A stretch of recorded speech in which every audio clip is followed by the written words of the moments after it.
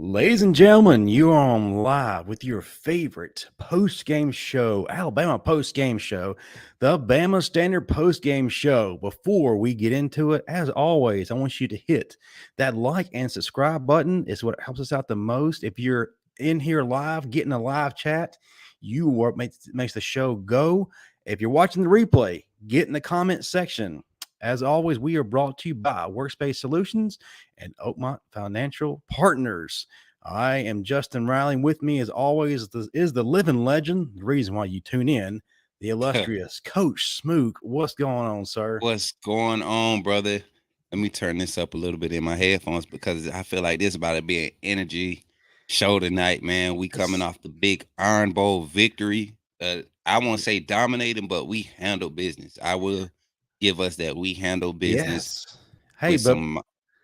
Go ahead, that's bro. not the only big win we got this weekend. Ladies and gentlemen, if you've been living under a rock, you just missed a huge victory for the men's basketball team. Facts. Number Alabama. number one team. Alabama took down the number one ranked North Carolina in Let's four go, baby. overtimes, 103 to 101. Mark Sears led all scores of 24 points. He also had an additional 5 rebounds, 5 assists. Man, Nate Oates has got these guys Nate playing Oates, man, he said it 3 years ago, y'all. Well, it's been 3 years now. 3 years, entering in year Yes, three. man. I and people, a lot of Alabama fans, you could tell who Alabama fans are. Like, it's not just Alabama football. Football just means a little more. It means a lot more. I ain't gonna say a little more. But if you've been following Alabama athletics, the basketball program has had some talent come through, but it's never had group talent. You know that to be able, we've never been able to recruit group talent, and Right. I think with NIL and see, we talking about NIL, how it's affecting football. We got to remember it's other sports that have been overshadowed because of Alabama's football program, but now because of this, the nuances of college sports and college athletics in general, guys are going to look to go and try to make a name or create some buzz in spots where there's a crazy hype alumni. And you just so happen that Alabama, the University of Alabama, is one of the alumni, and the booster support is, second to none. When you talking about universities such as Georgia, Texas, USC, Miami, like those type of alumni that have a lot of people in the pros.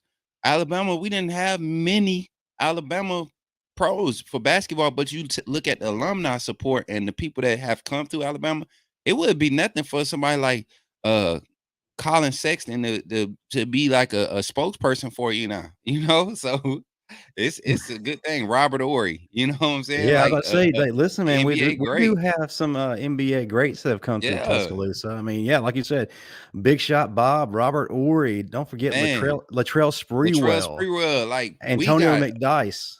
we have many, like now that it's legal to have that type of spokesperson and those type of things happen, man. Nate O's he's doing something different, man. It's amazing. Now we're all of a sudden shifting to more than one sport school. Nate Oates. We will get. We Softball, will get. We will get to football. I promise. But our basketball program is starting to hit yes, a position that it has not been in quite some time, and it's not going to be one of those every once in a while tournament teams. Nate Oates is establishing something that's going to be long lasting, to where they're going to be a major player. He's got some guys that come back, and he has his dudes in there. Javon Quinley, of course, the senior, the guy, the elder statesman that's kind of guiding this ship, leading right, this ship, like Brandon Miller, who, my gosh, are you number one prospect for the upcoming NBA draft? Just already, just dominating yeah, the court. Charles Bediako is starting to dominate down low. Got a special and group. And when's the last time you can say that Alabama beat two of the most historic basketball schools in the country, in North Carolina and Michigan State, in the same season? in the same season, Justin, like. Unprecedented. I'm so excited about basketball season. Even though I'm still ready to see what bowl game or what our off season plays Yes. out for football. I'm excited about basketball season. Like I love being able to watch good Alabama. I love to just watch feisty Alabama basketball teams, and Avery Johnson kind of started it before he was replaced, and Nate Oates has just brought it on around. I feel like he's able to connect with this generation more than Avery Johnson is, as far as the nuances of the basketball game Yeah. of how things are played on the court. But yeah, man, definitely big things for Bama. But let's talk about football, man. Well, Let's get into it, man. Let's get yeah. into it. Let's not. Hey, before I do that, yeah, Brittany, you're absolutely right. The women's soccer team is headed to the Yes, College Cup. I mean, they did that the same showing night. out. Was that Saturday night they did that? And yes, and of course, you already know that softball is the best team in the land, has been for a long time. For But a while now, yeah. we're doing some things, man. We are doing some things at the University of Alabama. But what are we here tonight to talk about? The Iron Yes. Bowl football. Alabama Victory. decisively beats Auburn 49-27. That makes 3 straights, ladies and gentlemen. The 3 for the Crimson Tide over their rival Auburn. And it was great for us to see us come away with a W in convincing fashion. A lot to kind of take away from this. Going in, I had some questions, as I'm sure you did too. Which Alabama team shows up? That's a kind of a question we've been asking all year. And I hate to sound like a broken record, but based on what our track record's been, we haven't been the Alabama team that we're used to, or the mentality or mindset just hasn't been on par with the Bama standard, if you will. And when things were on the line of higher importance, like a national title, an SEC title, we just didn't seem to show up. So that kind of set in the back of our minds, if we weren't able to get up for those things, which are far greater, would we in fact get up for our crosstown rival, little brother, where they're not having the best of seasons, but kind of like Williams had them playing at a high level and had them willing to give up their kidneys for Right. this man, and they were laying it all on the field. So would we be able to match that intensity coming in? My question was answered resoundingly. Yeah, we Yeah. showed up.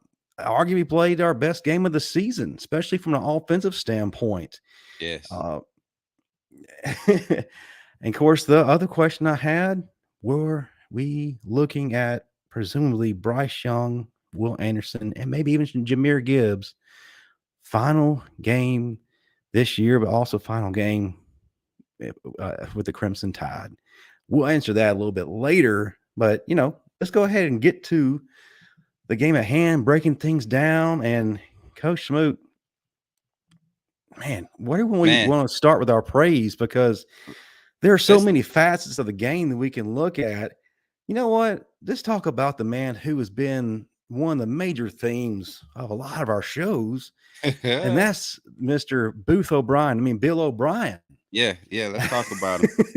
Let's talk about and I'm gonna start off by saying this. I don't believe somebody's gonna have to give me some recording or something with his voice calling plays, because from start to finish, that was not Bill O'Brien's style offense. It was We not. saw the first big pass play of the game. There was a mismatch created with Jermaine Burton being placed in motion to line up and have to be guarded by a safety. We knew Auburn was going to be simple and pretty much stick to their soft man coverage, or they were going to go, their strong zone coverage. And for that play, they had too high safety. Nobody walked down over Burton, but you saw the linebacker split the difference between Burton and the tight end, or the end of the line of scrimmage. So perfect giveaway. And if you all were tuned into my game day chat, I'm literally talking this out.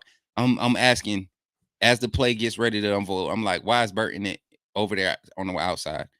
We have an opportunity. They got 3 guys walked up. Okay, put them in motion. And it happens. Burton gets put in motion to the slot. And then you see the linebacker kind of split the difference, and the safety shade more. And then I was like, all right, we got a mismatch in Burton, but can he run a route good enough to expose? And I'm literally talking this out. And I'm like, even if we don't, quick check down or take the lane, because you're going to have the lane. Everybody's bailing out the coverage right now, Bryce. And so you see, they had time. Bryce had 4 seconds. Burton ran a 40-something yard route. that ended up gaining us 50-some yards. And the timing and development was so on point because of the execution from each level and just creating that mismatch. Like Burton didn't have to beat anybody off the line, which was awesome. Mm. And that's the type of mismatches you want to create.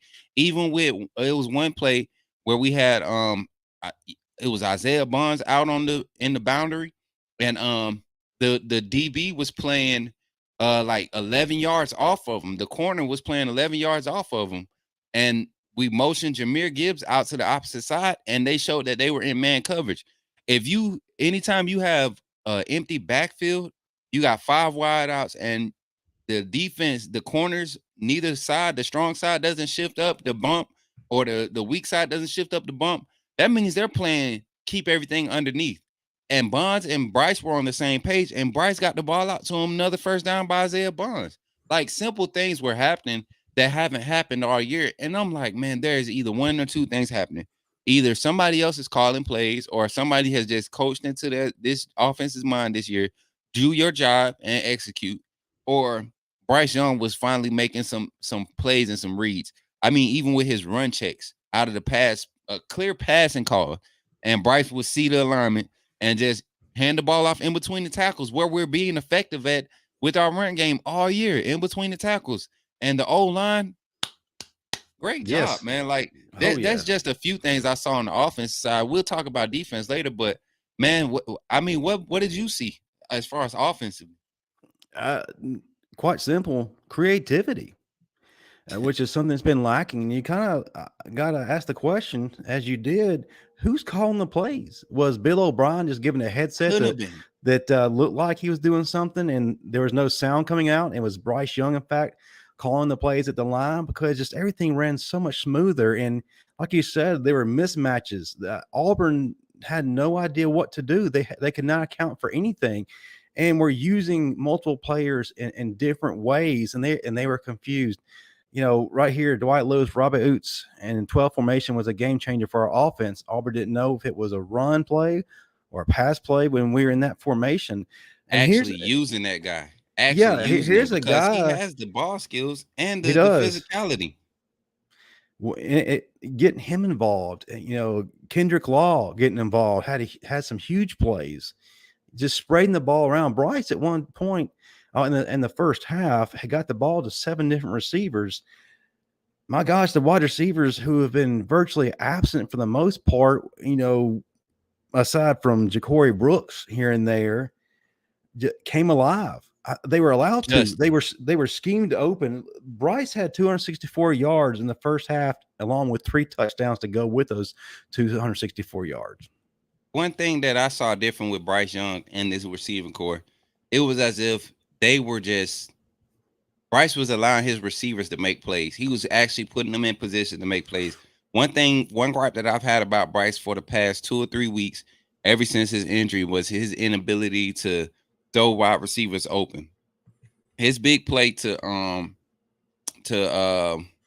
who was it on the deep? It wasn't even a post route. It was like an inside release slant. I can't Yeah, remember who it was. I want to say it was Ja'Cory Brooks. He didn't score on it, but it was for a big first down. it And was Ja'Cory. It was Ja'Cory. it was behind the linebacker in front of the safety, because the soon as the corner passed that off, release Ja'Cory to the inside coverage to his help inside. You saw Bryce already seeing that, and he didn't throw it to where Ja'Cory Brooks was open at the time. He threw it into the window to keep Brooks in stride. And Brooks catches the ball with his hands. Thank God. He caught multiple passes with his hands yesterday. Yes. And he made plays, he made yards after the catch.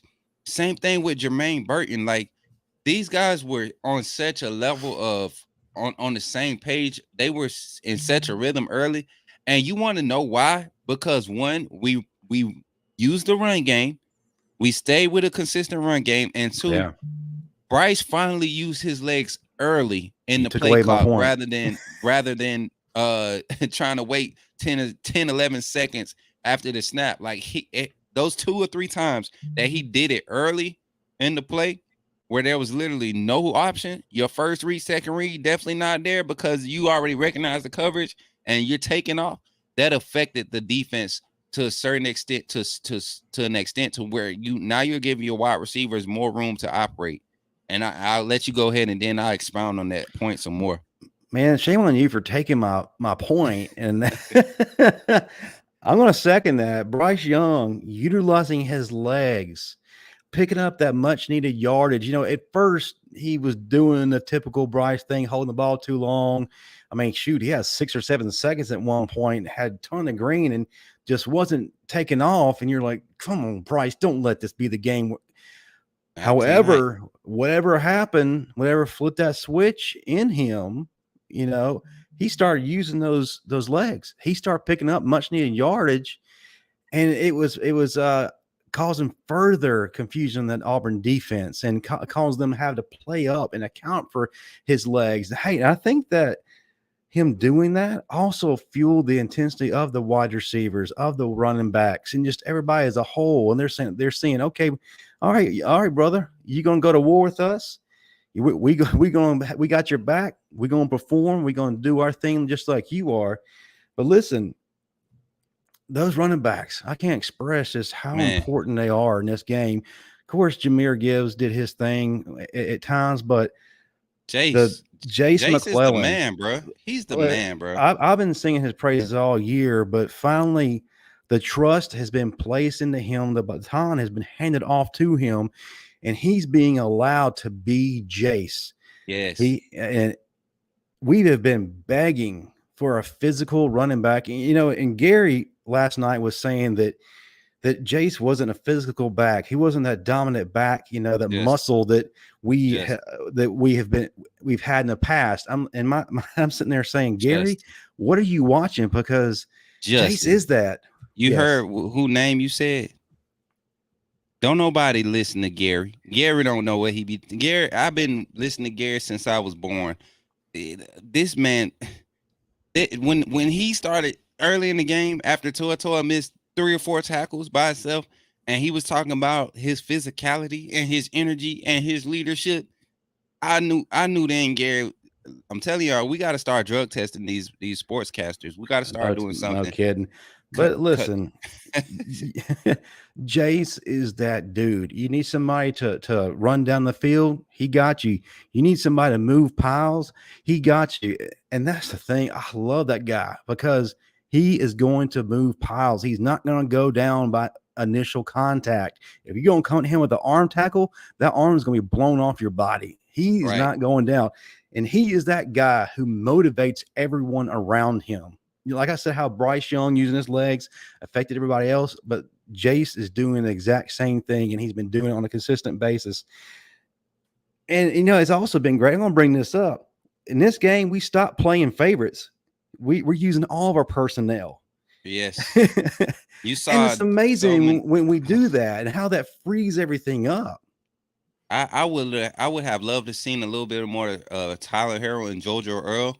That personnel grouping, especially in the plus side of the field, in the open side of the field, just to kind of extend the offense. It was some plays that were working, but I feel like we could have took more downfield shots if that grouping was in there, because there was 2 sets, man, with Kendrick Law, Tyler Harrell, and JoJo Earl in at the same time. And I saw Kendrick, whenever I saw a Law line up at the Z and JoJo Earl was the slot, like, I don't see how we don't go to that at least, 60-70% of the pass game when you're in plus field. Like, that's just speed. And, Tyler Harrell didn't get targeted, but you see Auburn literally safeties bailing out for coverage when he was on the field. Both plays where I noticed him on the field, and neither one of his routes were extended routes. These were, sealing sits, sitting at the sticks type stuff. So I just being able to present your weapons out there and make the defense think, that's what was displayed, which leads me to believe that Bill O'Brien was not calling those plays. There's no way Bill O'Brien had an actual working headset. They probably handed Bill O'Brien a headset. Like a play school headset, my first headset. I'm gonna tell y'all, this is a bad story to tell real quick, but my first like varsity game as a coach, I was a wide receiver coach, and I was the special teams coordinator. And so I had one of the talkback headsets. You know, we designated 8 headsets between 10 coaches. So like if you either had the talkback headset, you was either the OC, head coach, DC, or the special teams coach. So I was the special teams coach for this particular game. And there was one headset out of the 8 that we were allotted that didn't work at all. And so the inside joke was we had a guy that was like, he was just an energy coach. He didn't know nothing about the football field. He tried to help coach D-line. Yeah. And, you know, you kind of put him somewhere where you don't need that much coach. You kind of let kids play. And D-line was that position for us. We had a lot of talent there. We had guys. So he got that headset. And this guy would literally be trying to impress people by pulling his mic down on his headset that didn't work and acting like he's talking to us in the booth or the other coaches on the sideline. It was so funny.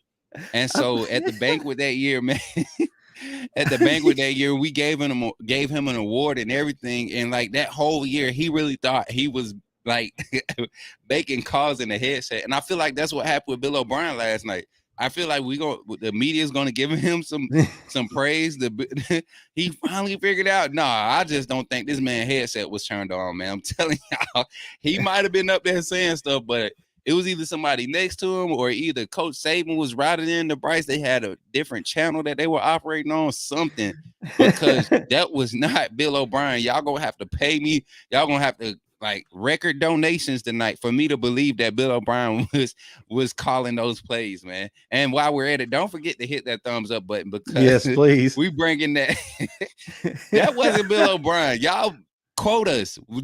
I think my brother's with me on this one. That wasn't Bill O'Brien. It was not. Hey, I mean, like Oliver Bacon said, and like we've already, just mentioned, how about the fullback or H-back, Robbie Oots, number 45, O'Brien definitely wasn't calling plays. Yes. Right. Had to not been calling plays because all of a sudden you're seeing more people involved now doing different things. My Lord, that pass play to Jace McClellan was a thing of beauty. Where has that been? Let me tell you. We ran a slant route, and yes, blew my mind. We RPO, actually scored. A true RPO at that. Like you really had guys releasing upfield to extend coverage, and you had a slant route, a quick slant route coming right behind it to put pressure on the inside linebackers. Bryce carried out his ball fake, his run fake. Like, I mean, you had everything working for you yesterday. And my question is either like, okay, one, Bill O'Brien wasn't calling plays, but two, was there a conversation? Hey, this is the last game of the season. I don't know what's in store, but I refuse to go out like we've been going out for the past couple weeks. As the quarterback of this team, as the Heisman winning leader of this team, we not going out like that. So trust me. I want to get y'all the ball. All that preseason hype, all the crazy practices and film we done put together and all this stuff, all the glimpses we done seen. When I've had to be Houdini, let's not be Houdini today. Let me make y'all look great. And Holden looked like a freaking a legit receiver. Ja'Cory Brooks with his 2 drops still look like, and because he was underthrown on both of those passes. We're not gonna lie, but Ja'Cory Brooks looked like Ja'Cory Brooks we expected. Jermaine Burton finally looking like a route tactician, being lined up against Jace McClellan, Jahmyr Gibbs, Roydell Williams. All their legs are fresh because they haven't had to carry the ball this year. They look like week 2 and week 3 stop. Like this is what we've had to sit on all year. And there's no way that guy was calling those plays, man. That's the last time I'm going to say it. There's no way. Hey, I mean, here's another great point by Dwight Lewis. This is something that we have not seen all year. I think this is the first time where you don't see the offensive players looking to the sidelines in confusion, throwing your hands up. What do we do? What do we do? No, man, they were in complete control the entire game. They knew the assignment. Everybody was communicating. They knew what they had to do. So again, you got to ask yourself the question, was this in fact Bryce doing all this? And how often, and if that's the case, and I'm leaning 99% towards it, how often can you say that a college football team, a Power 5 top school, was able to be successful offensively where the offensive coordinator is completely omitted from the equation? Man, it's very rare. It's very rare. We saw Ed Ogeron have to allow his quarterback to call the offense last year, and they started having success when they got rid of their offensive coordinator last year. And it was one of them things where you just take the playbook and be like, hey, we can't change everything, but what are you comfortable with? And let's find ways to create different looks with what you're comfortable with. And I knew things had looked different when we put Robbie Oos in motion to the trip set from the H-back position out to the trips. And the first time he did that, he went and blocked for the wide receiver screen that got us a first down. And then the second time he went in motion, he actually, released to the sticks and sat on the sticks and caught that pass and got yards after the catch. Like that was the same formation with presenting the same look, but gave him different options based off of the way the defensive line. When the defense moved with him the first time, he knew he had the one-on-one block. When the defense didn't move, he knew he had the numbers for the passing route to run his passing route. So this concept is definitely Kiffin Sark, Dayball, Mm-hmm. Loxley concept that we've been trying to see these guys implement. But as far as the route combinations, that definitely had to be Bill O'Brien because some things just look too familiar from like years past, and it definitely wasn't Bill O'Brien. I I said wonder, it again. I'm sorry, y'all. you know, I'm sorry. I I'm wonder after all, excited. all this comedic drama between Lane Kiffin and Auburn, if you missed out any of it, my gosh, you missed comedic gold. I wonder if he gave him one more, up yours by calling in on a cell phone to the sideline and calling plays just to Had to stick be. it to Auburn Had one to be. last time. But Had to be. That might be another explanation. I'm with any other theory other than Bill Bill O'Brien being the one O'Brien. calling them plays. I'm for it, chat. Like for real. Roll Tide Nation. Bill O'Brien did not call them plays. I'm here to say it. I can confirm with every bit of my being, Bama being in me, Bill O'Brien did not call those plays. But even past that, man, like just to give just some credit to these guys, man. The Right. offensive line looked amazing last night. Even with Tyler Fantastic. Steen and his holding, he had a lot of holding calls that should have been called, but his physicality at the point of attack probably It saved was him both because ways.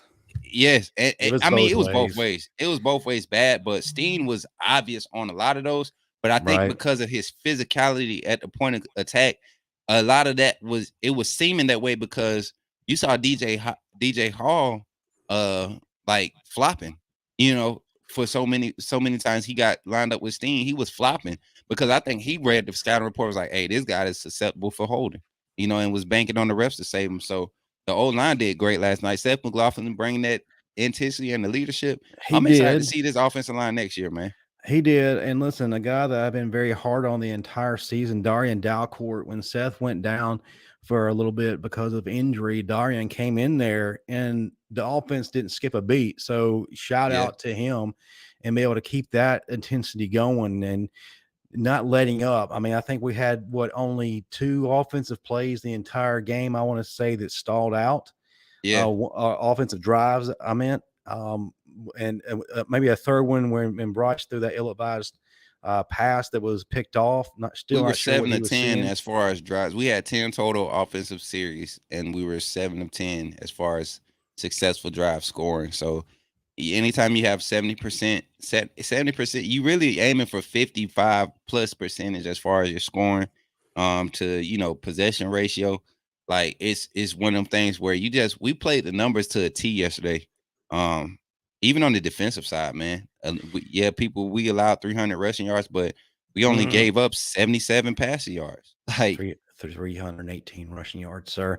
But I we're mean, going before we move on to the defense, and we will. I got a couple of things, as far as the offensive stats go. Jameer Gibbs, 17 carries, 76 yards, and a touchdown. Jace McClellan was doing his thing. Had one rushing and one receiving.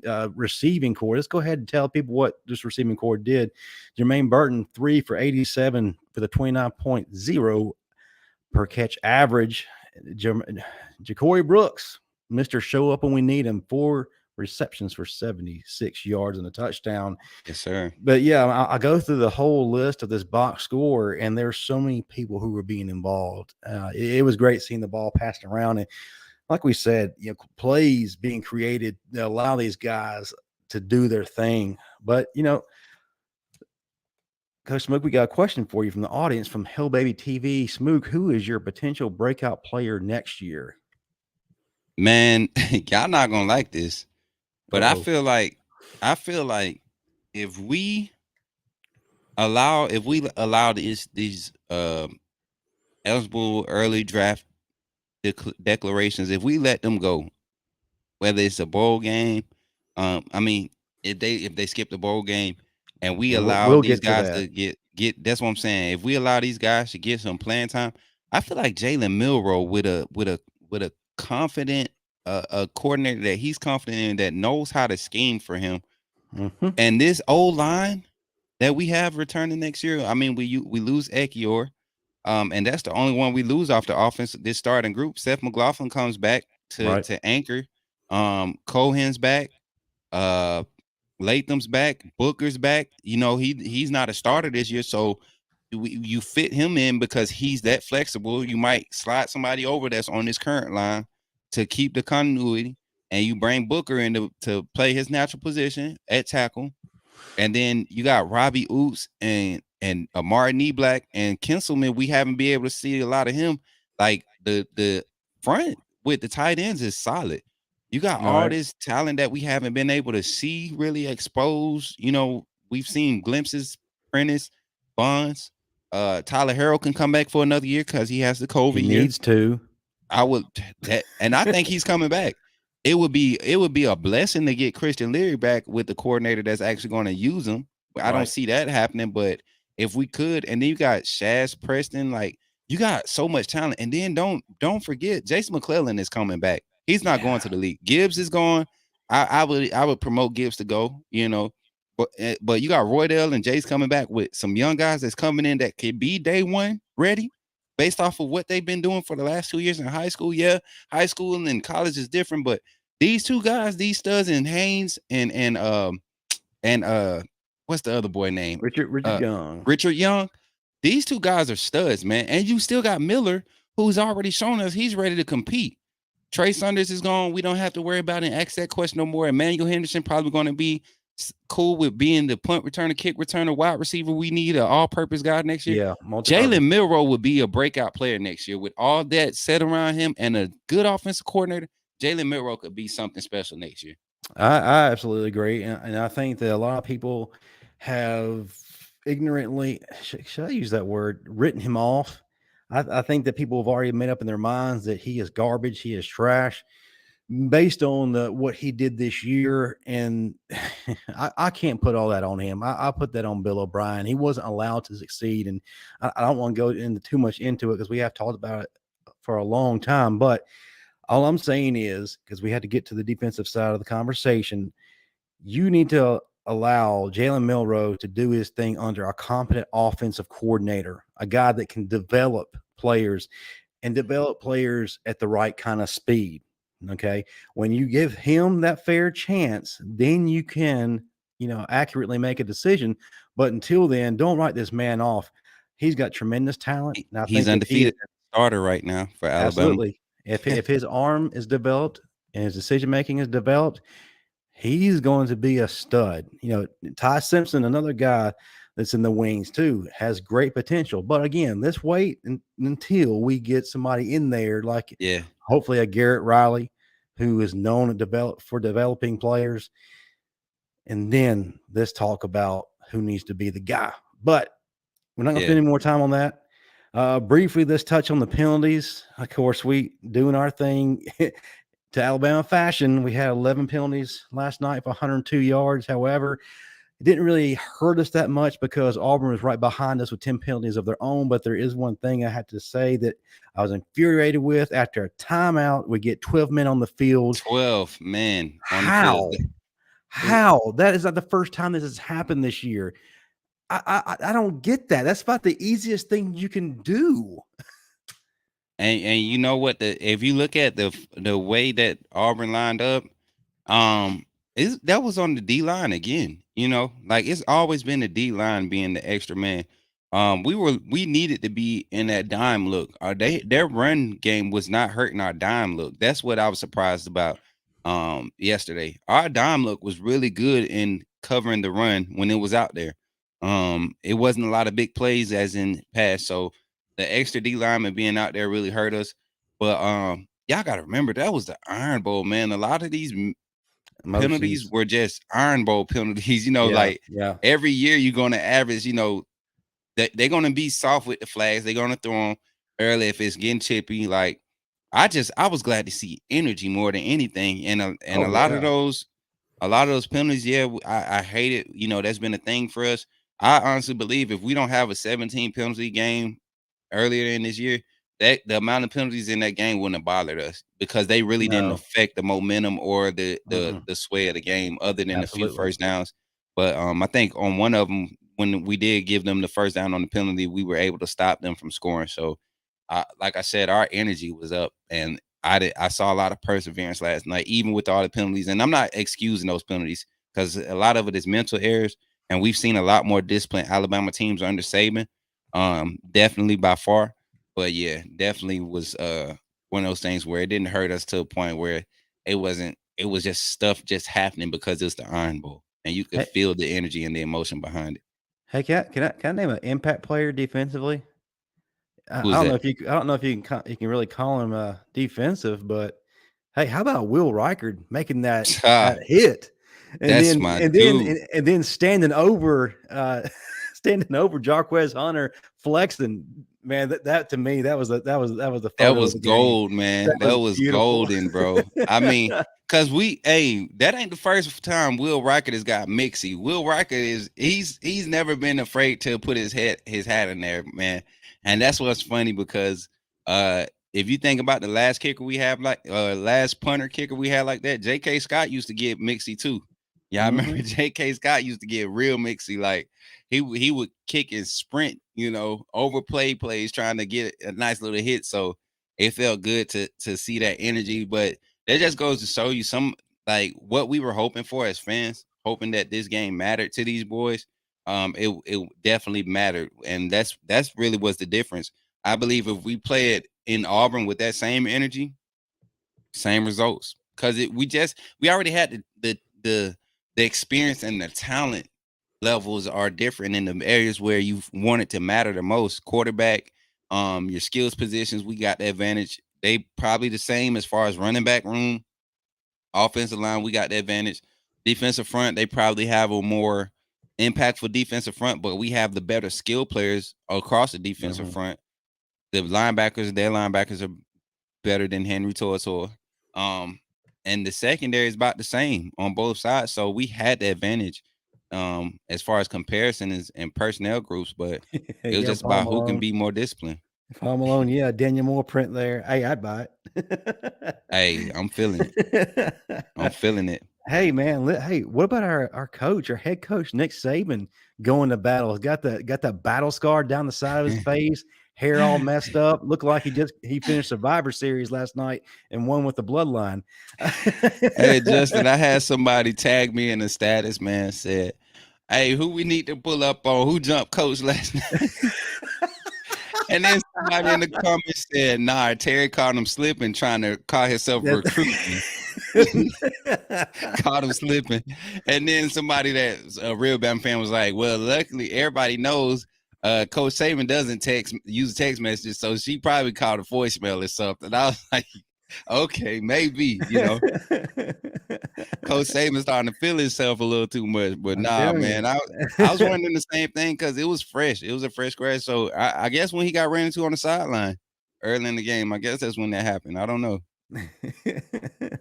So yeah, let's get to the defensive side of the ball. I know you have a lot to talk about, and hey, the chat is already alive to talk about a specific linebacker, number 10, that you like to talk Uh, about so often.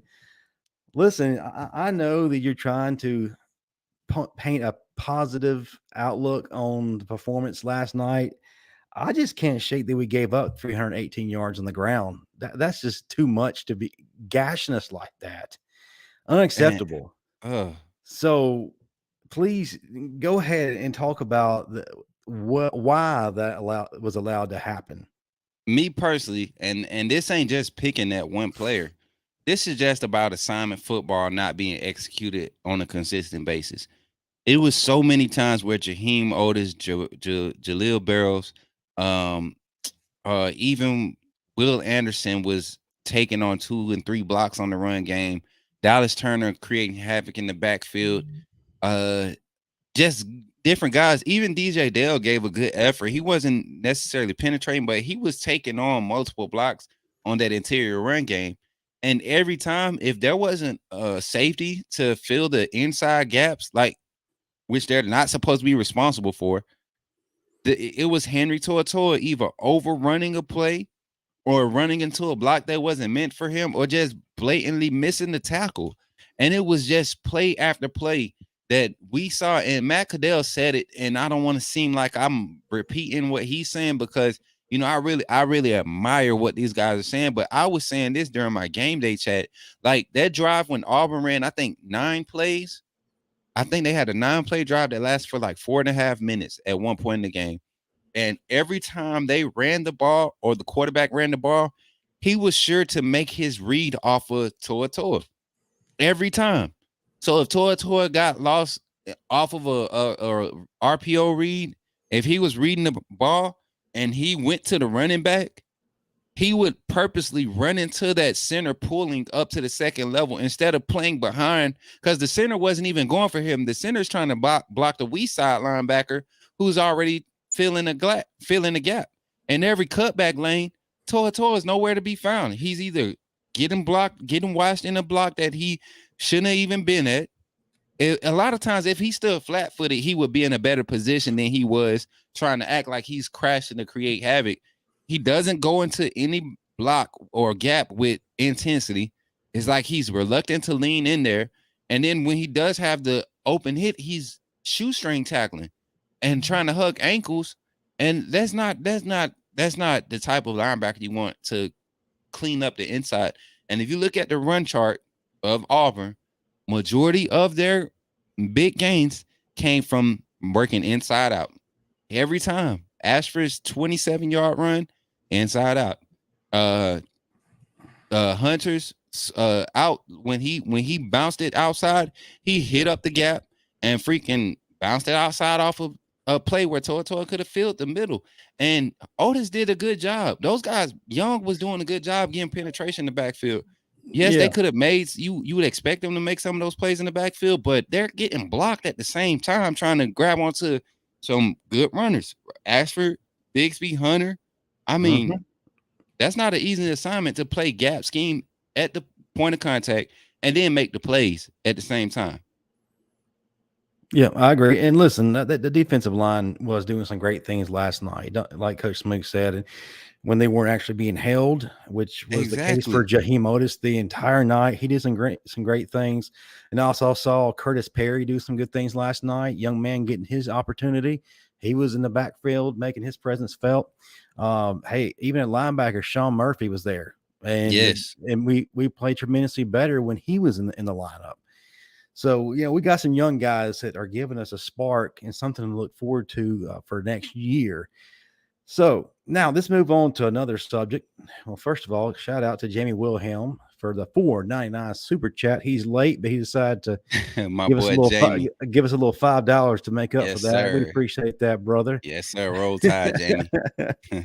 But let's talk about a couple of things. The first thing I want to tackle, it's already been asked, and of course, it's in the mind of all Alabama fans. Is this, in fact, the last game that we see Bryce Young, Will Anderson, and maybe even Jahmyr Gibbs?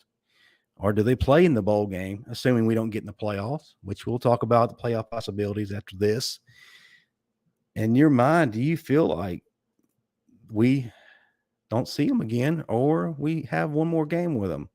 The question as to whether or not they're returning next year is already a resounding no.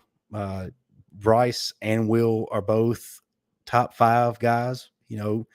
Either one of them can be the number 1 pick. They have held that projection strongly throughout the year. So I don't foresee them coming back for another year with that being said about them. But Coach Smoot, do they play one more game to finish their career at Bama? No. Unless it's a playoff berth, no. And I think this is going to be more of a Coach Saban got it and family got it decision, especially with Bryce and Will. If it's bowl game, you don't risk that. You allow just like we did with Mac Jones. You allow the next phase to get that introduction and then like begin to answer a few of those questions. I believe Mac Jones, even though he was forced into it with Tua, Mhm. being injured, um, I think Mac Jones would have gotten that start, even if Tua loses the Iron Bowl, and has, and is healthy. I think Matt gets that start. I think it was that type of year for Bama. So this year, I would love to see Jalen Milroe and Ty Simpson be able to battle out in a meaningful game against possibly um maybe Ohio State, or like somebody good, because a lot of good teams, quote unquote good teams, lost late in the season, and kind of have helped us get into the playoff talk. So if we can get against one of those teams that's got a lot of hype, I'm not looking at the rankings right now, but anybody 7 through 11, we can get in and go against good. And I think that'd be good to see who we start off season with as our starting quarterback, without there being any type of controversy, and then let it play out in the spring practices and the fall camp after that. Because now you get to see what these guys are doing in the game. But definitely with Bryce, Will Anderson, guys like Jordan Battle, Jameer Gibbs. I feel like Gibbs can be a late first rounder with the type of running backs that's coming out. And being that he only had the small injury this year that kept him out one game, Mm. uh his upside is his stock has went up just by being the number one back at Bama. Let Gibbs sit and bring McClellan and Roydell and Miller. Let them guys get touches. Let Milrow go. Let Knee Black and Oots. Don't let those guys go. I mean, Ekior can sit. Let's just get projected next year's top, starting teams out there on the field. Let Tora sit. He's let me say let me say it without laughing. Hold on. What now? Let me say it without laughing. I'm trying to let It- Tora sit. So because he's done such a great job he's done such a he needs to he's played. yes. He's played. He's worn the jersey. He's played. So let Tua sit. That's true. He's worn the jersey and he's played. So yeah, let him sit. And then I mean, battle Helms, let them sit. Let Story and whoever our next safety is, Adams, whether it's Smith and or Arnold, go back there for next year. If Brent's going to the draft, let him sit. Let Malachi Moore begin to be the leader of that secondary. Like it's a lot of things we could look forward to if we just let the old guys, go ahead and declare and do what they got to do. And I wouldn't be mad at this team for doing that. The attitude that they shown has already been, look, I'm playing for my future, I'm protecting myself type stuff. I wouldn't be mad if they made that business decision right now. And that's just with this year's team. I wouldn't expect that from a Bama team or Bama players. But we've seen this in the past when it just makes sense. And it makes sense for a lot of these Mhm. guys to just prepare for the next step. Right. One thing that comes to mind, people bring up, if Bryce Young plays, the first name that comes up is Matt Corral, a guy Mm, who wanted to finish his career at Ole Miss the right way, and who ended up going down to a major injury against Baylor. And people mm. think that ultimately hurt his draft stock. And yeah, you do take a risk. You take a risk playing this game. It's a contact sport, or as some folks like to say, a collision sport. So you run the risk, with everything you do. I tend to lean on Bryce Young and Will Anderson playing. I'm leaning on a lot of these guys who, yeah, the upperclassmen with maybe one or two coming in and playing that bowl game, especially if we go head to head with an Ohio State or a major player. I feel like that they have it in them to finish what they started, and yeah. But hey, if they don't, I totally understand it. You got to protect your investment. But I will say, regardless of what happens, this class has done some amazing things. What did you see Sit in? for the nose injury. He's sitting for the nose injury, but right now I'm leaning, 80% towards Bryce Young, Jameer Gibbs, and Will Anderson playing. So, And this is another thing I'm gonna add on the back end of that too. Kirby Smart, allowed those guys. I want to say the year that they played Texas in the New Year's Six Bowl. I think it was the Cotton Bowl, and you see how that panned out for Georgia. They didn't win, but they got to see a lot of those young players get out there on that field. They had a lot of talent that year that had been nursing injuries throughout the year. They had lost us in the SEC championship game. Like they really allow guys to just make the business decision. And same year, Justin Fields transferred. They really allowed that to happen, and I feel like it worked out better for them for their future, because they kind of went into spring training already knowing what was expected, and it also set it up for a lot of those freshmen coming in to say, okay, this is what happens at Bama, this is what happened. I mean, this is what happens at Georgia, and you had guys like James Cook, you know, guys that came back with that hunger, knowing that, hey, Mm-hmm. this is it. This could be my season to make it happen. So I feel like you got guys like Jason Roydell and Milrow, who'll be a junior next year. This can be an early start to setting it up for Ty Simpson. Give Milrow opportunity to win or lose the job. To secure the job or lose it. Play yourself out of it, and you just got to let it go. I don't care who we play at this point. It's a bowl game. Yes, we want to win. We want to have Bama pride. Let those guys show how much they've been preparing, because they've had snaps. They've had meaningful snaps. Too deep on both sides of the ball. If we've had meaningful snaps at each position, too deep, all the way down the line. And let's see what these guys can do. It's a bowl game. I pray we don't go to the playoffs. I'm really praying we don't. Don't do that. I am. I don't want to. If Bill O'Brien got to call plays, or hey, if whoever called plays last night gonna call plays for us in the playoffs, I'm good with it. But if Bill O'Brien gets a working headset, I'm not trying to go through that again. But I gotta throw this out there. If for some reason, we don't get in the playoffs and we play, say, at Ohio State in a bowl game, you gotta think Bryce Young with a chance to go head to head with CJ Stroud, a guy that he competed against in high school, he's gonna want to suit up for that game. That competitive Uh, edge is gonna be there. but So the difference between now, like Bryce has a smart camp around him, man. I don't think I we know that, understand how much this but NIL stuff I'm is just like throwing that affecting. out there. I feel you, bro. I feel you. I would But love to see. listen, I would love to see it. Me personally, I would love to see us go out like it was a playoff game and have everybody suited up. But I'm more of a I'm like I said, I'm that unbiased Bama fan that when it comes to business and the way things have went this year, these guys are really bought into this business aspect of their careers, because they looking at the past and looking at all these players that go to the league. You got a guy in like, man, Eddie Lacy, go to the league, have one great season, and then where he at now? A Bama look, great. You get what I'm yeah, saying? Trent Richardson, a eh, Bama great. Go yeah. great college seasons and then go to the league. Can't find his grounding, and like if they had a chance, if the NIL was around when Ingram, Richardson, all those guys were in college, McElroy, McCarron, McCarron wouldn't be nobody backup right now. He would be sitting straight because the type of career he had at Bama.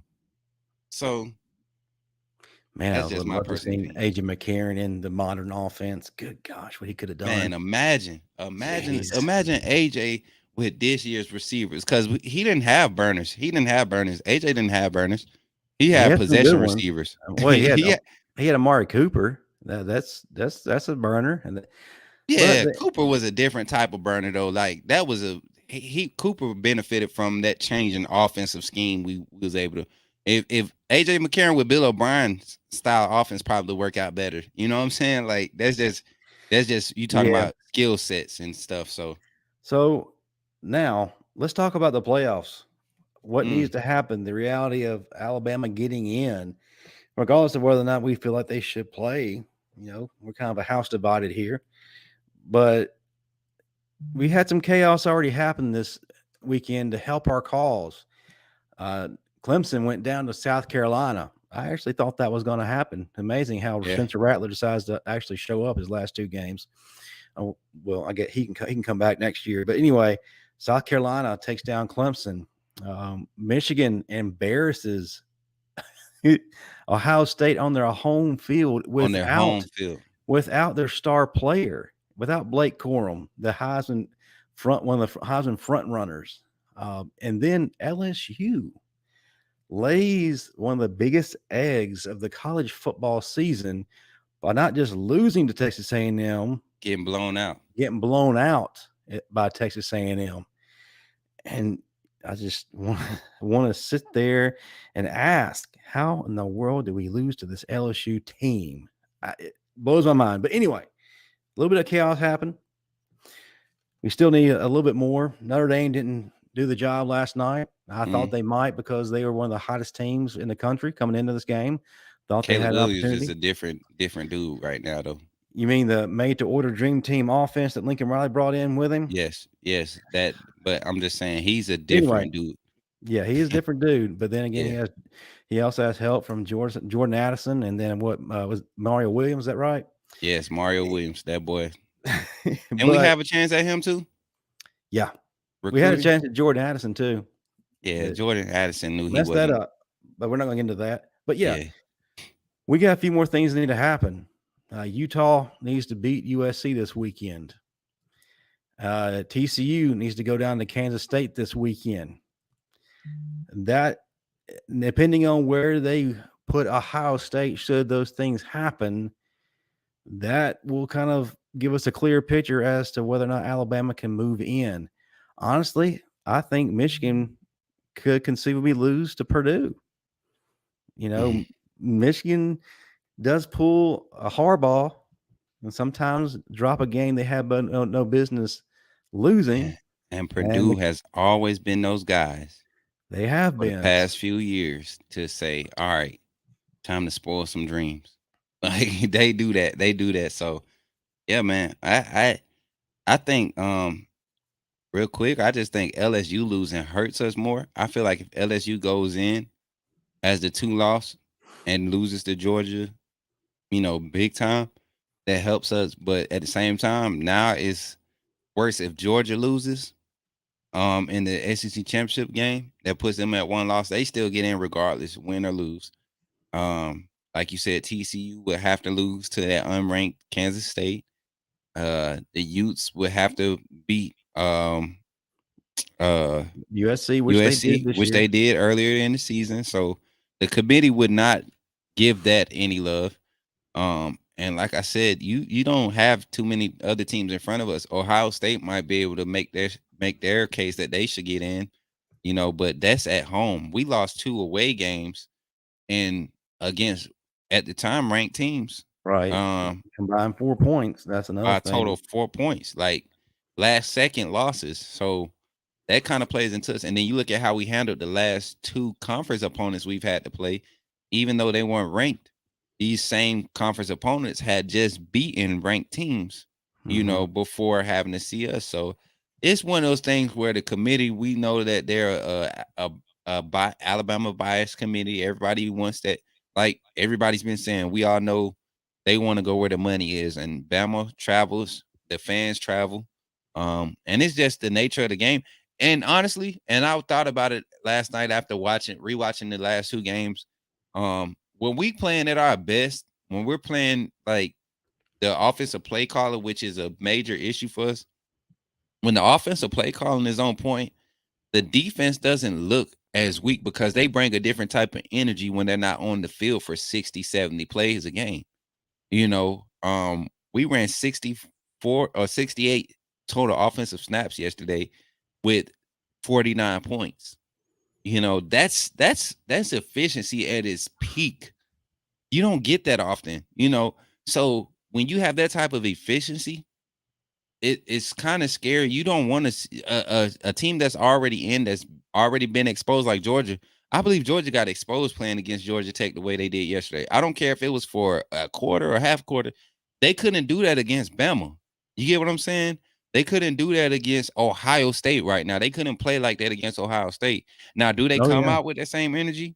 No, probably not against Bama and Ohio State, but they did show us where they can be attacked, and we showed where that we have the ability to attack those weaknesses. So I don't know, man. Me personally, I just don't want to see Bill O'Brien calling another play. I don't want to see Henry To'oTo'o in another one-on-one situation in open field. Like it's like those two major things. Those two things are major for me right now with this team. Bill O'Brien's play calling. It's not even Pete Golden's defensive play calling. It's just Henry To'oTo'o not fit. Like so many plays he could. I think one my guy Eric was watching with me yesterday. He had like 5 or 6 plays in the backfield he could have made, and those are momentum plays. That affects the psyche of a offensive line, of a quarterback, a young quarterback, playing away in hostile territory in a rival game, the biggest game of the season for him.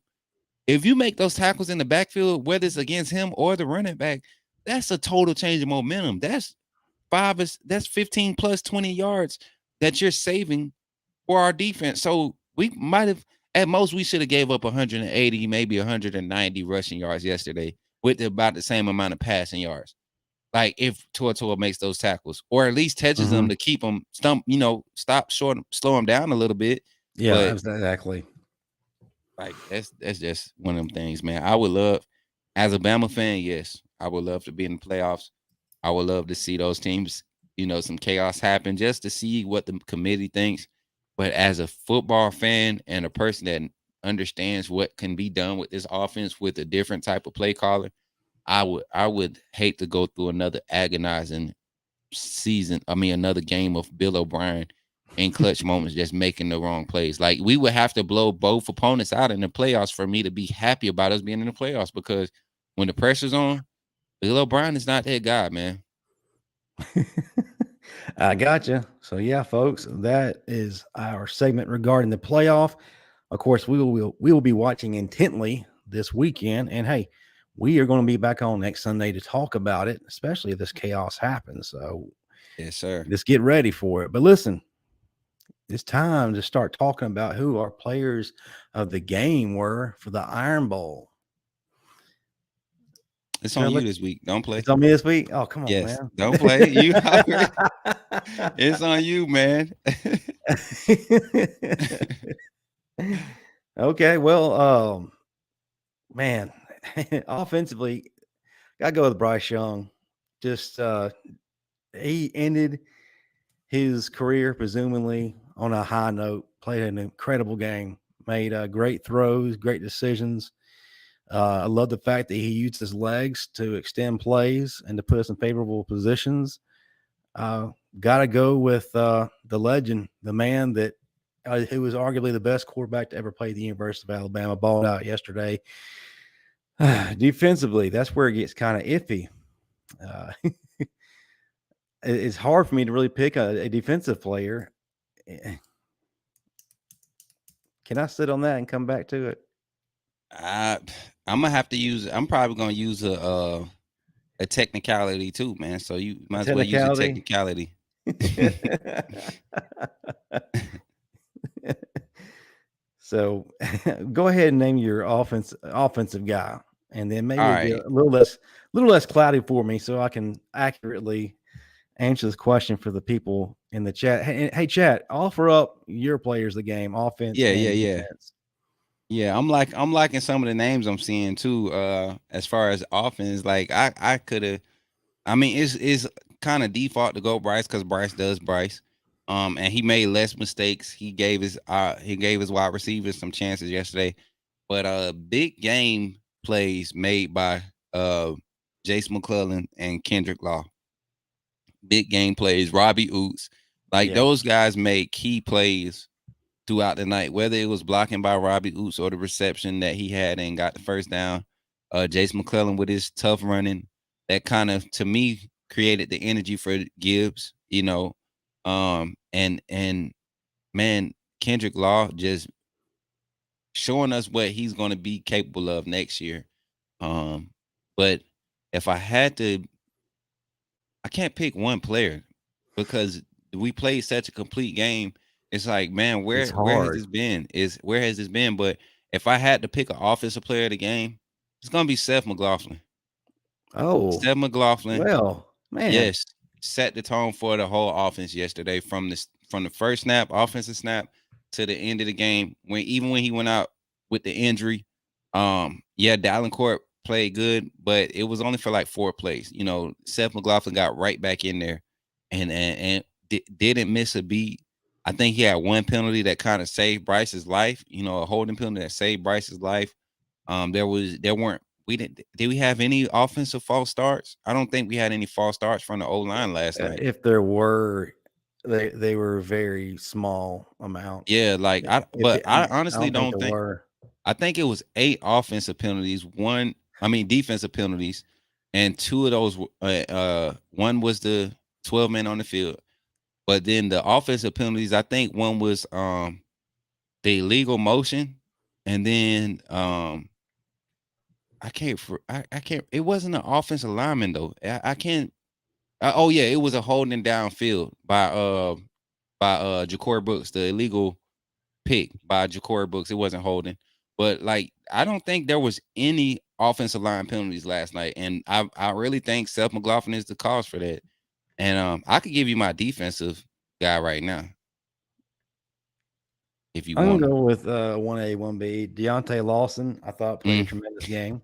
Oh, get out of here, man. He had I knew he was going for tremendous my guy. game, but also I got to go with Brian Branch, another guy who's just been so consistent, so pivotal, and just who puts our defense in positions to make plays and to disrupt drives. I really hope that he comes back next year. Right now, on some boards, he's projected mid first round. I honestly think he needs one more year of polish to move on up to where he's a guaranteed first round guy, maybe a top 10 guy. Yeah. And plus, having his leadership back would mean a lot to a defense that's going to be filling holes next year. But yeah, 1A, 1B, Deontay Lawson and Brian Branch. Yeah, I could definitely get you with that Branch pick because he's like the Xavier McKinney, before his Yeah. senior year, like the junior year of Xavier McKinney. But I feel like with the type of energy that's being brought by this secondary that's should be returning next year, you're talking about Kool-Aid, you got Jaleel Hurley and my guy Caleb Downs coming in next year. Oh, man. You got Earl Little Jr. that's going to be out there on the perimeter because we know Ricks didn't need to play a lot of snaps this year. Um, Ricks was NFL ready his freshman year. And you don't say that about a lot of DBs. And even with being in the doghouse this year, Ricks still came out and he basically gave our defense the boost it needed. You replace Toa and we have a solid defense. I don't care who else you put out there. You put Toa on the bench and bring in Lawson and Moody or Murphy or Alexander. That's a different defense. Or even side Helms down inside. It was one, and before I picked my defense player, it was one play where Malachi Moore was playing the weak side linebacker and Lawson was playing the Mike. They had the dime set out there, and it looked so beautiful because Helms had to walk down and play like a linebacker, and Moore was able to roll over top for coverage, and they took away the rollout play that Ashford was trying to run, and you had the speed out there, and you had people attacking the quarterback with some intensity. So it's just obvious to see that Tua is not that guy out there. But my defensive player is going to be I'm gonna go with Jaheim Otis, man. The Ah, guy, the guy causes so much havoc he that does. that goes unnoticed, and I think it goes unnoticed because of what's happening behind him. With Tua. If you have Right. Lawson in that spot, or even like I said, Moody, you're recognizing what just if you are like me and you go back and you watch Alabama games over from start to finish, late night when you trying to fall asleep and you just go on YouTube and you type Bama versus whoever and you watch those Mm-hmm. games and you try to see like you'll see how much of effect Jaheim Otis was in this game and how many plays could have been made just by his ability to just create havoc and to know that it's 2 more guys behind him that have the same intensity, and then some freshmen that are coming in that are ready, Ooh. it can be a crazy year next year. It could be a crazy bowl game if these guys get unleashed because of the declarations for the draft. Like that's what I'm saying. I would rather see these guys declare for the draft and let's see what all this stuff. Like why is Jeremiah Alexander and Sean Murphy not getting snaps in game? Why is Oh, I agree with that. Yeah, I agree Ian with that. Jackson? Like we were so hyped about Ian Jackson last year. You know, being that he was a freshman, he's about to be a junior next year. So let's see what we can get out of him in actual game time. You know, Curtis Perry, you know, being down there getting those few snaps in that game. Latham getting some snaps in last game. Like we had some guys out there on the field yesterday that when they were out there, you see the difference in energy and amount of hats to the ball. You know, so Right. so Speaking of young guys, folks, we had James Smith and Quay Russaw on the sidelines yesterday. two I'm ho- Montgomery boys. I'm hoping, and I think Mac Wilson is trying to help us out with that. Hoping that we got him yesterday because that'd be a huge addition to this already loaded 2023 recruiting class. And you know what's crazy? Matt Wilson is definitely connected to to the crib. If y'all know what that means, he's connected to the crib. He's one of those who doesn't any chance he get, he's in Montgomery. He's Montgomery. Like I knew Mac Wilson and Reuben Foster from back in the day, like way back in the day when we was young boys. You know, they was making noise in the little league. Mac Wilson was really a hooper. I don't think people know that. Mac Wilson was a hooper.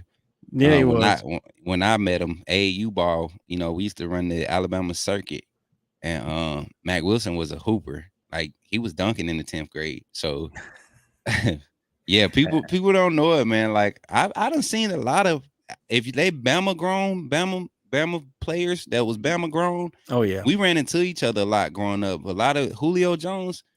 I knew about Julio before, you know, social media caught on to him. It was like he was that dude, man. He was that dude, always been that dude since he was young, you know, and on the court. Like I ran into most of them on basketball court because I played basketball up until my 10th grade year. But man, it was like, psh, man, you know what I'm saying? So if Mac talking to these dudes, they listening. Hey, listening. Hey, speaking of Mac, man, him going to the New England Patriots was probably the best move of his NFL career because he's balling out right now. He's in the right Yes, place, and he's got some Bama guys around him too. Anthony yes, Jennings is right there beside him, and then up front, you know, Christian Barmore's there. yep. Um, and gosh, Who's in the secondary? Don't we got one in their secondary too? I really and the Brian Ray's there. So the Bama connection is well represented in the NFL, especially with the Patriots. But yeah. listen, we're getting towards the end of our show. Before we do, first of all, everybody who's in this live chat, hit the like button if you hadn't done so. You know, right now there's 134 in the live chat, so I fully expect 134 likes. Please help us out, and please continue to help our cause with the subscriptions. Y'all have been awesome. It's been a tremendous blessing to have you guys with us. Before we close up, I'm going to turn it over to you, Coach Smook, if you would. Promote what you got going. Tell people how they can find it, what you got coming up next. Yes, sir. Appreciate you once again, Justin. And like he said, man, it's been awesome this season doing this show with you all.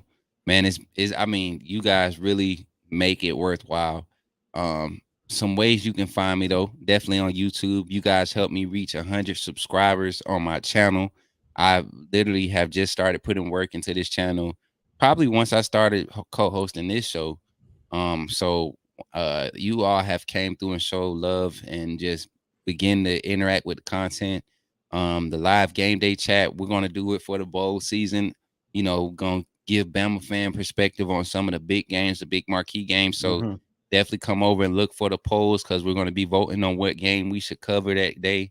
And I'm looking to try to, you know, do something with my bro, man. Get him in some. I want to see some of that laid back, non-reporter, non-podcast Justin just reacting to the game. So we're gonna see if we can get that rolling for y'all. I know y'all want to see more of us, you know, on your screens on your YouTube channel. So No doubt. that's one thing that we definitely trying to work on. And then, you know, check out my TikToks, man. I got some funny stuff on TikTok. He I'm does. telling y'all. I vouch for that. I go back and I laugh at my TikToks because a lot of times I just post and I try to I sit in anxiety waiting to see how it's going to get reactions. But we picking up traction on TikTok. We almost at 2K followers. And just continue to support the Bama Standard guys. Like I am in tune with these guys every week, every chance I get. I'm sharing the content. So if you don't do anything with supporting me. Definitely support this because this is kind of the platform that put me on this podcasting gig, and I appreciate it, man. Like I said, this ain't the last y'all gonna see of us though. Just Oh no, we're know, gonna be man, busy all off season. We're gonna be talking it's about about to get basketball. crazy. We're gonna be talking about spring ball, NFL Everything. draft, everything. And like I said, next week you better tune in so we can talk about what's coming up for Bama, whether it's a playoff or whether it's a New Year's Six bowl, which we will be guaranteed a New Year's Six. Which one? Not sure. We're thinking either orange or sugar. I Yeah. prefer orange, to be honest with you. And if we Yeah, go we don't orange, have a good history with Juju in the Sugar Bowl, man. no, I we don't. don't. That's what I was going to bring up. But yeah, if we go orange, we're looking at either Clemson or North Carolina as our opponent. Mm. Which, if it's Clemson, we got a little bit of held over revenge since Yes. 2019 that we need to take care of. But yeah, I thank y'all for all your support. What's coming up with the Bama Standard? Well, we got a lot of things coming up. Tuesday night, on TDA, Touchdown Alabama Magazine's YouTube channel, 6 p.m. Central, 7 p.m. Eastern. The Bama Standard live show will be up and running. That's me, Marvin Constant, Bo Scarborough, comedy legend Steve Brown, and senior analyst of Touchdown Alabama Magazine, who just appeared live with Paul Feinbaum on SEC Nation, Stephen M. Smith. Congratulations to that young man. Congrats, Stephen. Who was balling, making some serious strides in his career. We'll be on. We have not got the guest lined up just yet, but trust me, we're going to have somebody that's good. Oh yeah, before I forget this, as Coach Smook said, please go and support his channel. We are a family of networks. So if you love what we're doing on this channel, go help our family out with doing their thing. Coach Smook, help Stephen Smith on TDA. Hey, also help out our guy, former legend, all everything, George Teague's Take. Yes, he has a great podcast, gives that perspective you need to hear from a legend, and also will break down things and explains why things happen, pulls out the clipboard, the drawing board, and just shows you everything. Justin, Tremendous can I say too. something real quick? Yes. Real quick, bro. If you're a Bama fan and you feel like you're a Bama fan and you think you know football, Teague's Takes will teach you football philosophy, like coming from a player that knew the game and played the game at a high speed because he studied the game. Like, to watch his show and to know that I'm not just speaking out the side of my neck, that he's saying a lot of things that I'm already saying before I see the show, like, and then to go in and just continue to learn the game, it makes you appreciate what these players are dealing with on a weekly basis as far as game plan, and then also makes you understand where a lot of the issues that we've dealt with this season have been sprouted from, and that's just bad play calling, and things like that. So Teague's Take is definitely a good show. So like he said, man, y'all definitely go and show some love with that one. Yes, Oliver, we will be doing some basketball content this year. Like we mentioned earlier, when we started the show, showed a lot of love to Nate Oates and his group there, and what is shaping up to be probably one of the most magical seasons we've ever experienced at Alabama. It's been quite some time since we've had that to talk about, even though we've had some legends come through here. Let's see. Yes, Del B. What time again for the Bama Standard on Tuesday night? That is 6 p.m. Central, 7 p.m. Eastern on Touchdown Alabama Magazine's channel. Yes, so definitely check that out. Also, get involved on this channel. This channel is growing. We got a lot of great clips from the Bama Standard show. Of course, Coach Smook and I are live every Sunday night, 7 p.m. Central, 8 p.m. Eastern. But listen, our lineup is about to expand starting this week, Wednesday night, 7:30 p.m. Central. Bo Scarborough is going to have his own show called The Development Focus Point. You definitely want to tune in to him, show Bo some love. We purposely have scheduled at 7:30 because it will be after Stephen F. Smith. I'm so excited I can't even talk. It will be after Stephen F. Smith's show, which I know a lot of you folks in our chat tune into, so we don't want to conflict with that. And then we'll have another show with former Alabama players Chris K. James and Matt Cadell coming to the network. It's called The Final Whistle. Still trying to lay down a date and time for that. But guys, please support that. If you love the content we're putting out, you're going to love the content that they will put out. But yeah, that's what's coming up. Again, help us out with the like and subscribes. If you're watching the replay, put some comments in the comment section. Let us know what you thought. Thank you to everybody. And hey, guys, 3 straight, 3 3 peat. straight, baby. Let's go, man. Yes, sir. But listen, that'll do it for us. Thanks Hey, again, guys. Roll thank you guys. Tide. Roll Tide, everybody. Yes, We out. sir.